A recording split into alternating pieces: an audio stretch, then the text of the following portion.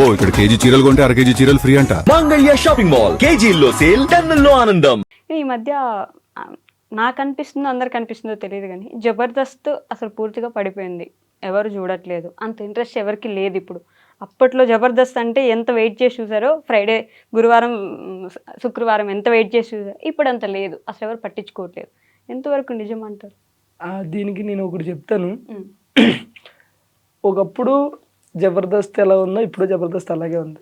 Okay, ఒకప్పుడు జనాలు ఎలా ఉన్నారు, ఇప్పుడు జనాలు అలా లేరు. ఇది రీజన్. మీకు అర్థమైందో లేదు, ఇంకో కొంచెం క్లారిటీ నాకు అర్థమైంది. జబర్దస్త్ అప్పుడు ఎలా ఉందో ఇప్పుడు అలానే ఉంది. జనాలు అప్పుడు ఎలా ఉన్నారు, ఇప్పుడు అలా లేరు. అలా లేదు. ఎలా? సో ఒకప్పుడు ఏంటంటే జబర్దస్త్ స్టార్టింగ్ వచ్చిన టయానికి ఏ ఛానల్లో కూడా ఎక్కడా కూడా కామెడీ షో అనేది లేదు. ఓకే, జబర్దస్త్ ఒకటి కామెడీ షో. న్యూస్ ఛానల్లో న్యూస్ చేసేవారు, సీరియల్స్లో సీరియల్ చేసేవారు, ఏదైనా ఈవెంట్ వస్తే ఈవెంట్లు చేసేవారు, సింగింగ్లో సింగింగ్, డ్యాన్స్లో డ్యాన్స్ తప్ప ఇంకోటి లేదు. ఓకే, ప్రజెంట్ జనరేషన్ ఎలా అయిపోయిందంటే న్యూస్ ఛానల్లో కామెడీ, డ్యాన్స్లో కామెడీ, సింగింగ్లో కామెడీ, సీరియల్స్లో కామెడీ. ఈ కామెడీ సరిపోదన్నట్టు ఇన్స్టాలో కామెడీ, రీల్స్లో కామెడీ, మా వ్లాగ్స్లో కామెడీ. ఇంత కామెడీ పెరిగిపోతే అంటే జనాలు అప్డేట్ అయ్యారు. అప్డేట్ అయ్యి 30 సెకండ్స్లో నవ్వాలి. ఇప్పుడు ఏమంటారు, జబర్దస్త్లో కామెడీ ఎంత ఉంటుందో ఇన్స్టాలో రీల్స్లో కూడా కొంతమంది క్రియేట్ చేసే కామెడీ అంత బాగుంటుంది. లైక్ 30 సెకండ్స్లో మనం నవ్వుతాం. అంటే ఇప్పుడు నీకు అంత ఇది వచ్చినప్పుడు, ఇప్పుడు జనరల్గా ఇప్పుడు మీరు ఉన్నారండి, ఎక్కడో ఊరు మొత్తంలో ఒక ప్లేస్లోనే బిర్యానీ ఉందనుకున్నప్పుడు మీకు ఇష్టమైతే ఏం చేస్తారు, వెళ్ళి తింటారు. ఇప్పుడు దాని ఆల్టర్నేటివ్ మీ ఇంటి పక్కన ఇంకోటి వచ్చినప్పుడు ఏం చేస్తారు, అంత దూరం వెళ్ళలేకో లేకపోతే ఇక్కడ కూడా బాగుందను మనం అడ్జస్ట్ అవుతాం కదా. సో ఇప్పుడు జనాలు ఎలా అయిపోయారంటే, ఒకటి సోషల్ మీడియా అనేది పెరిగింది, ఇంకోటి ఓటీటీ ప్లాట్ఫామ్స్ ఎక్కువ వచ్చినాయి, ఇంకోటి ఏంటంటే ఇంప్రూవ్ అయిపోయారు, అప్డేట్ అయిపోయారు అందరూ. సో వీళ్ళందరూ ఏంటి, ఎప్పుడు ఫోన్ ఉంటుంది చేతిలో, net balance free, data 4G recharge 5G recharge చేసుకుంటే అయిపోయాయి, ఇక్కడ చూస్తున్నాం నవ్వుతున్నాం అయిపోయాయి. అక్కడ నవ్వు ఇక్కడ దొరుకుతున్నప్పుడు మనకు అంత ఇంట్రెస్ట్ రాదు. మీకు అర్థమవుతుందా? కానీ జబర్దస్త్ అనేది చెప్తున్నాను కదా, ఎప్పుడు అలాగే ఉంటుంది తప్ప ఏం పడిపోయింది. ఇంకొక విషయం కూడా ఈ మధ్య బాగా వినిపిస్తుంది, అడల్టరేటెడ్ కామెడీ ఎక్కువైపోయింది జబర్దస్త్ లో. మీరు ఇంకోటి అబ్జర్వ్ చేస్తే ఇన్స్టాలో ఏదైనా ఒక రెండు రీల్స్ చూడండి, 2 రీల్స్లో 3 దానికి నవ్వుకున్నారు అనుకో, 2 బూతులే ఉంటాయి. ఓకేనా? ఓకే, అట్లానే అది అడల్ట్ అని నేను అనట్లేదు.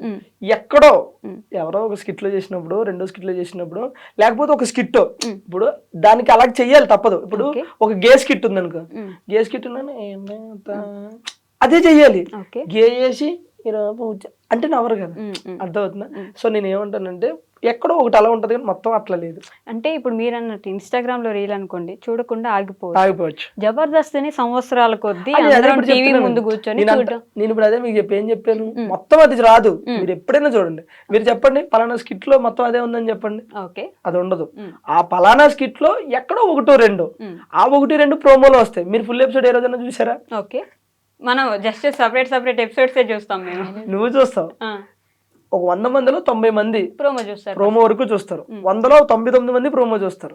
ఆ ప్రోమో చూసిన వాళ్ళు ఏమనుకుంటారు, ఆ 1 డైలాగు 2 డైలాగులు చూసి ఫిక్స్ అయిపోతారు.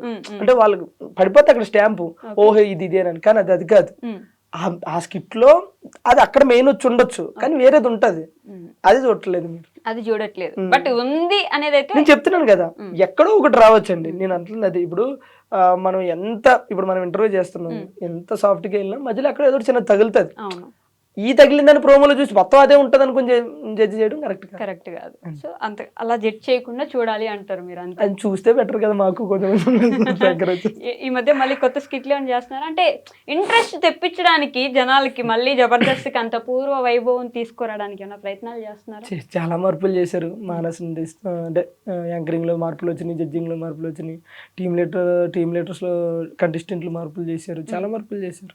ఈ టీమ్ లీడర్స్ విషయానికి వస్తే నేను ఈ మధ్య బాగా నాకు పర్టికులర్గా పర్సనల్గా విన్న విషయం, టీమ్ లీడర్సే డబ్బులు తీసేసుకుంటారు, వాళ్ళ టీంలో ఉన్న వాళ్ళకి డబ్బులు ఇవ్వరు, చాలా తక్కువ ఇస్తారు ఇచ్చిన అనే ఒక మాట విన్నాను నేను.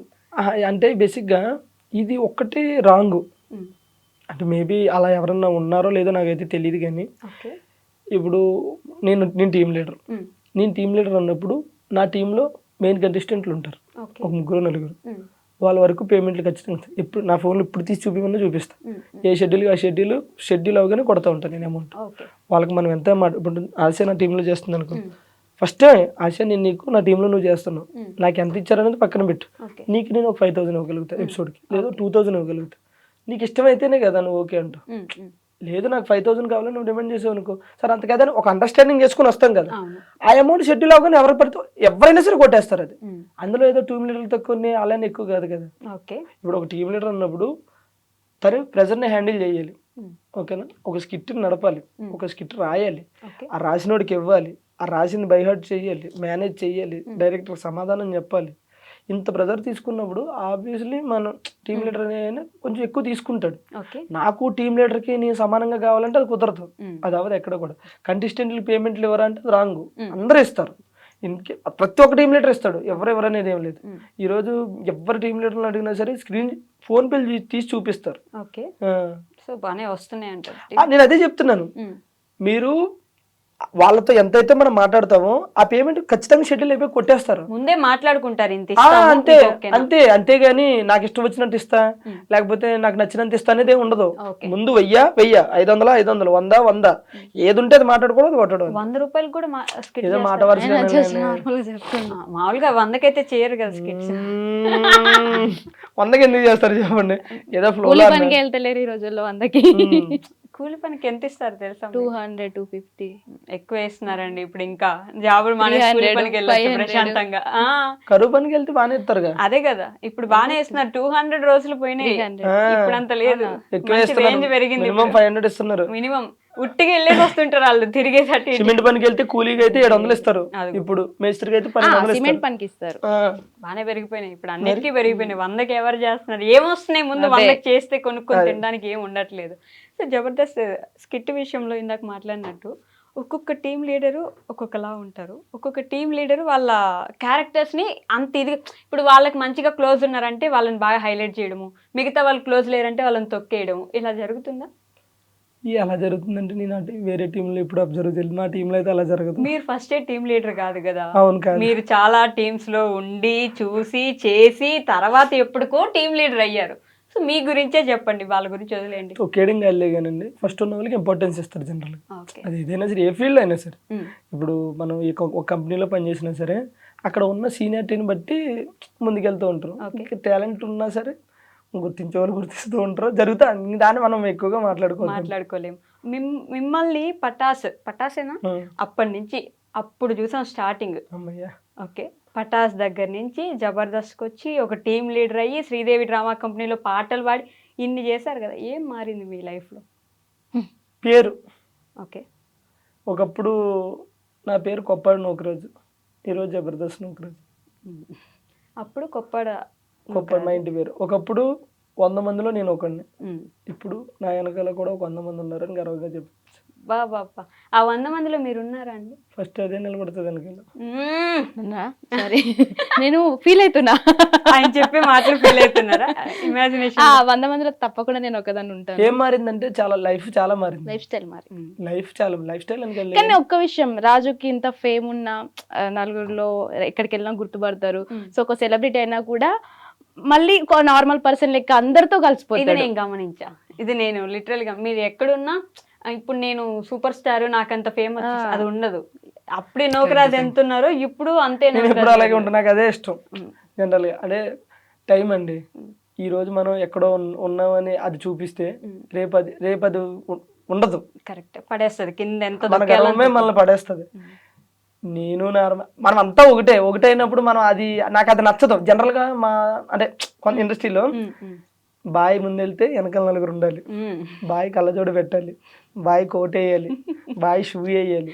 నాకు అప్పుడప్పుడు నేను ఎక్కడికన్నా వెళ్తే అంటే నా ఫ్రెండ్స్ రాము అట్లా వాళ్ళు అంటూ ఉంటారు, ఏంటి రాజు నువ్వు ఇట్లా వస్తావు అని అంటాడు. ఏమైంది బ్రో అంటే అట్లా వద్దు ఇది అదే అంటారు.